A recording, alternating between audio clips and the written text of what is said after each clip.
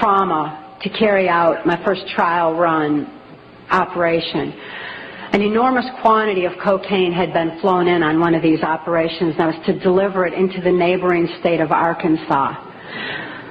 By that time, Bill Clinton's drug operation was in full swing. He was governor of Arkansas, and I delivered this cocaine to a remote airport in Ouachita Forest, which I've since identified as Mena Airport. I also delivered a little packet of information and a small quantity of cocaine, a personal stash from J. Bennett Johnston, to Bill Clinton.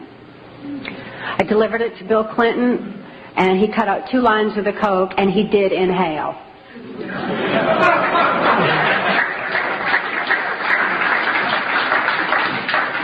That certainly wasn't the only time I saw Bill Clinton using cocaine.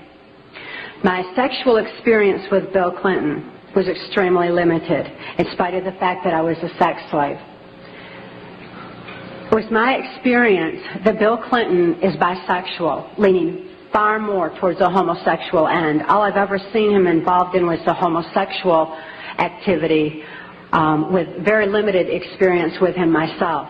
Whereas my experience was much more prevalent with Hillary Clinton, because Hillary is also bisexual, leaning more towards a homosexual end, and it was she who accessed my sex programming to fulfill her perversions. People have all kinds of belief systems, and I'm sure each and every one of you has various and different belief systems as well. Regardless of what your belief system is, it is imperative that you know that these criminals are people. They are within our realm to affect. They need to be held accountable for their actions and their crimes against humanity.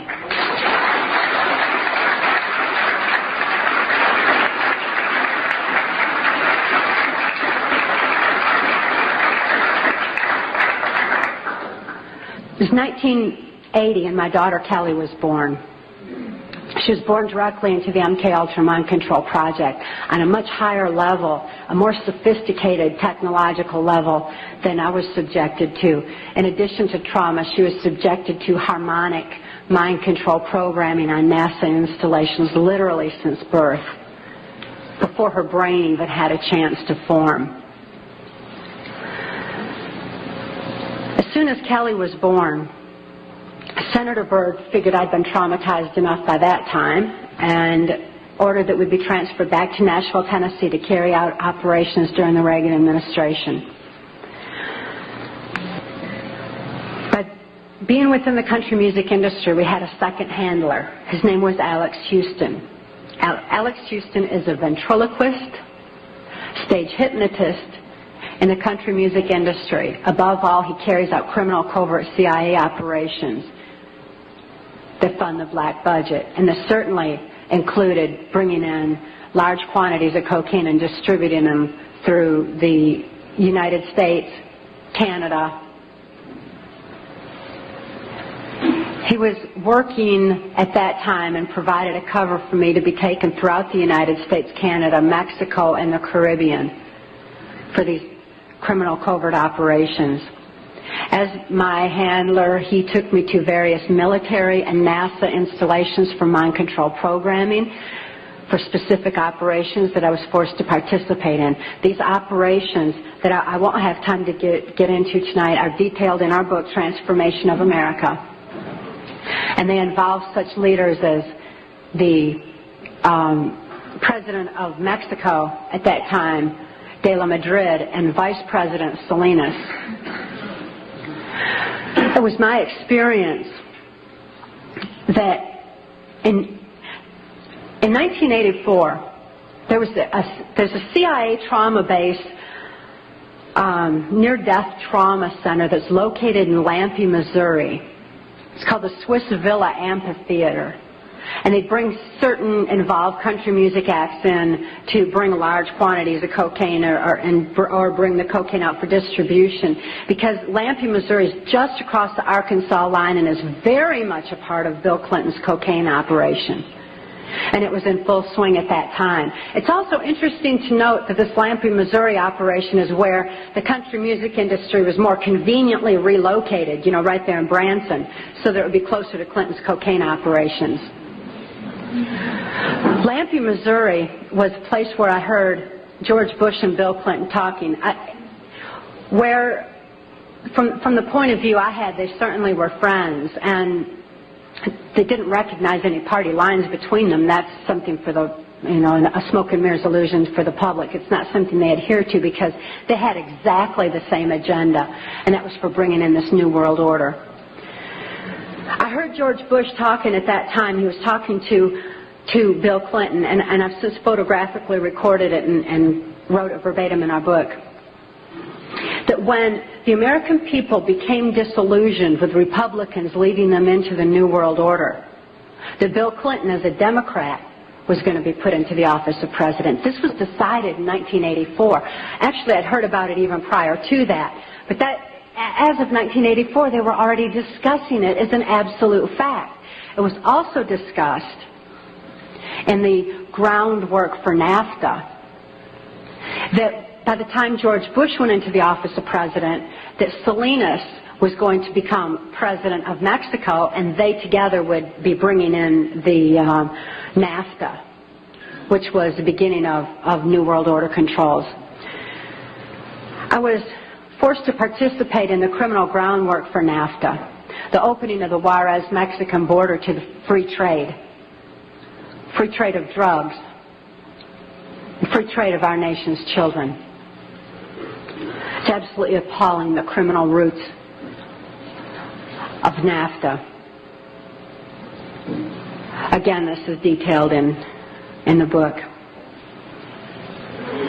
But it's interesting to note that these political moves had already been decided way back when. And as I deprogrammed, and as I was, it was really something to me to find out people didn't know about this stuff. I mean, it was so obvious to me. I didn't realize that people were unaware and had bought into some kind of smoke and mirrors illusions of what was going on, and never thought to look behind the scenes to what was really going on. But I understand good people don't think that way. They don't have criminal minds. They don't think to look for that kind of criminal activity. Just like these guys are limited in their thinking by immorality, good people are kind of blinded from that kind of criminal activity until their eyes are open to truth. This criminal activity that was going on at that time, the people that were involved were following directions from George Bush. I don't purport to know it all. I don't purport to know that George Bush is at the very top of all this, but he is as high up as I knew. It was my experience that Ronald Reagan answered to George Bush, not robotically, not under mind control, but willingly, because George Bush was respected for what he knew about bringing in the New World Order. Consider his past. George Bush first began with the United Nations. Then he went on to head our CIA.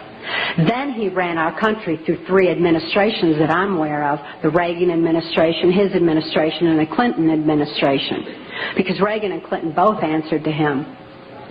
Mexican President de la Madrid answered to him and knew that Salinas was to be coming into power, and Salinas had more influence in Mexico at that time than de la Madrid, that, as far as my experience was concerned. Also, Saudi Arabian King Fahd followed orders from George Bush, as did the Prime Minister of Canada, Brian Mulroney. In 1983, I heard Ronald Reagan and Brian Mulroney discussing the New World Order. Senator Byrd had acted in the capacity of a pimp and prostituted me to Reagan, and I was president of this White House cocktail party.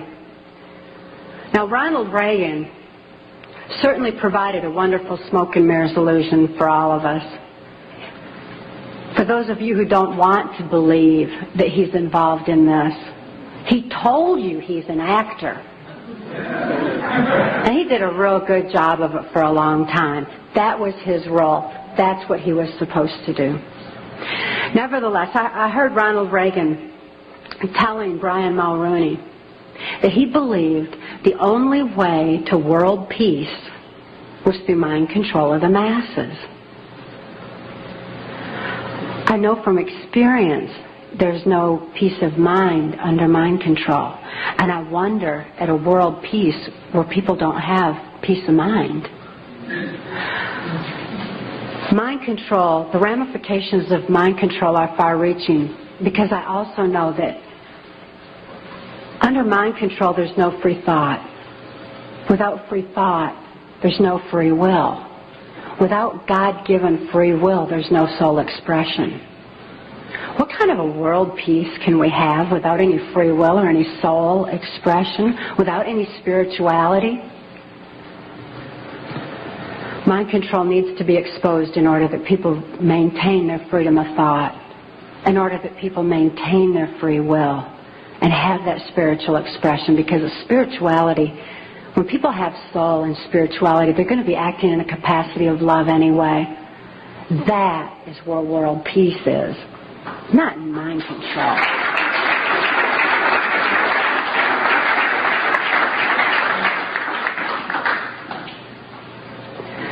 By 1988, I'd been forced to participate in numerous operations against my will, all of which I certainly would never have done. I guess if I had had any part of me that was willing to do anything like that, mind control would not have been necessary. I'm appalled at what I was forced to participate in, but I am relieved that this information is getting out, that people are passing the book Transformation of America hand in hand, hand to hand, so that hand in hand we can take back our country. This information is information that you have a right to know and a need to know, and their controlled medias are not going to suppress truth. Truth prevails.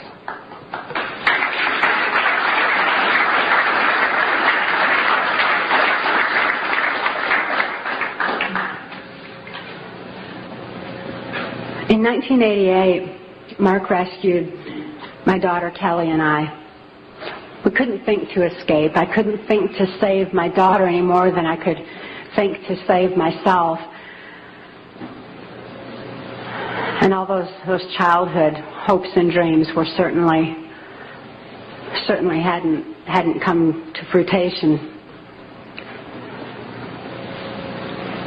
When Mark rescued Kelly and I, we didn't have any ability to even hope for good people. We didn't know they even existed. We didn't have a capacity to trust anyone. It wasn't within our realm of experience.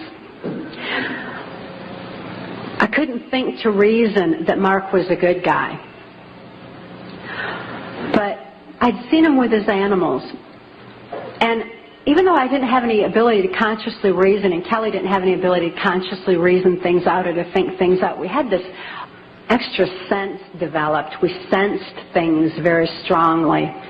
After all, when you consider that we use, 10% of our brain, we'd been like blasted into other parts of our brain, and these parts of our brain were real perceptive on what's considered, I suppose, psychic levels by some definition. When we had a sense for things, kind of like the animals did. And we noticed that the animals loved Mark. He had these raccoons that he'd rescued. He had 3 raccoons, and they all loved him, and they hugged him, and they wrapped their arms around his neck, and they patted on his face and kissed him. And, that was really a neat thing for us to see, because we had only seen our animals abused. We lived on a farm. We had lived on a farm, and we had dogs and cats and horses and cows and guineas and chickens and all kinds of animals, all of which Alex Houston tortured or killed to keep us in line to, if we didn't do this, this would happen to our pet. And we loved our animals.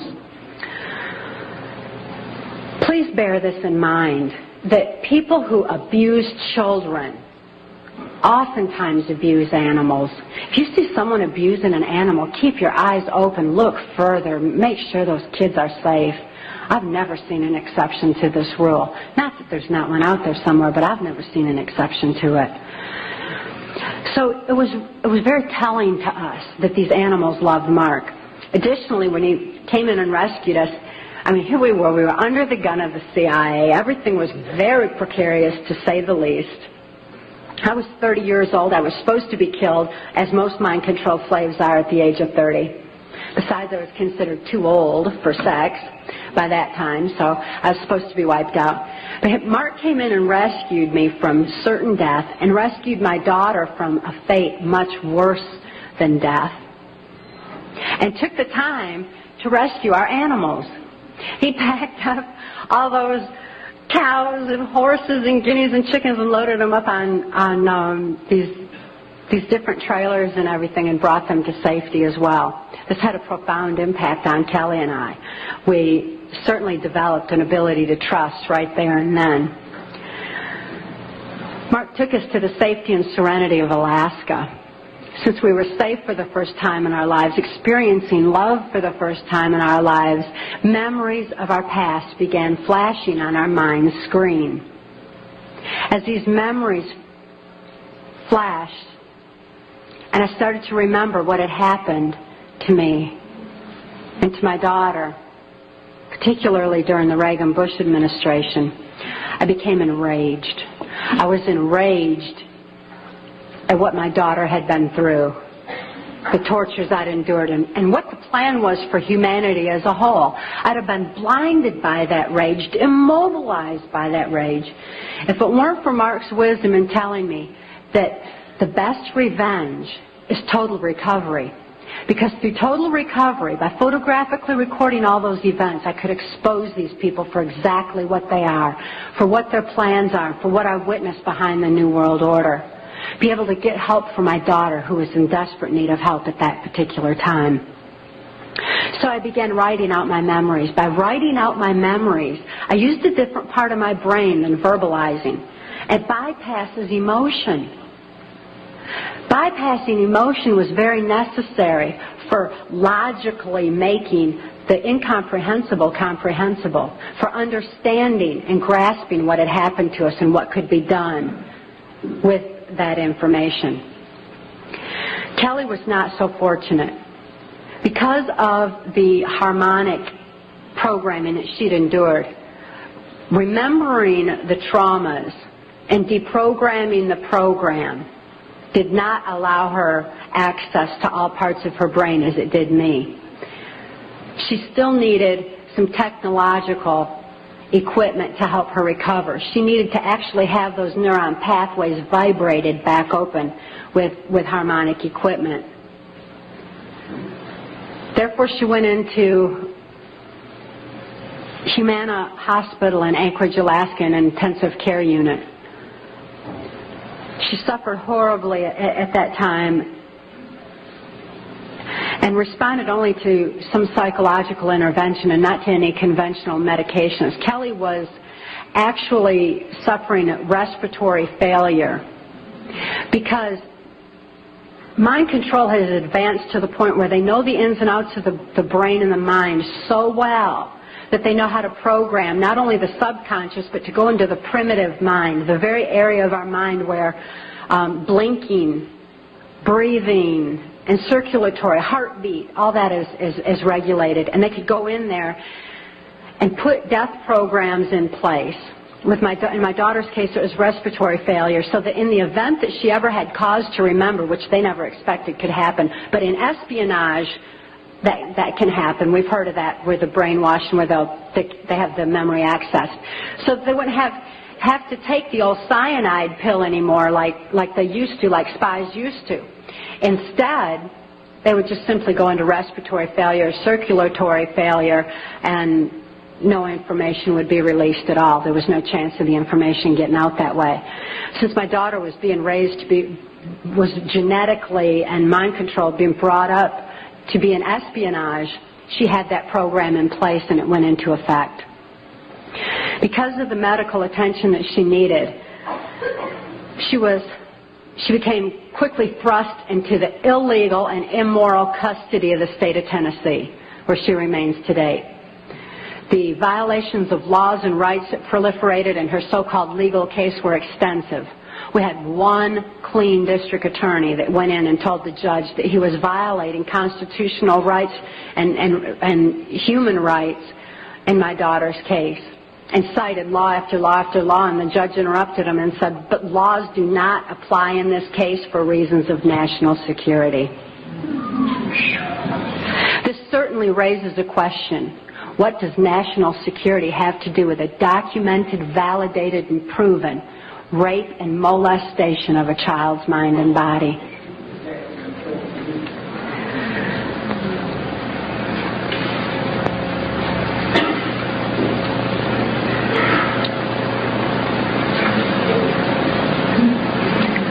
For Kelly's sake, and the sake of so many other mind control survivors out there, we need to lift this veil of national security. We need to repeal the 1947 National Security Act.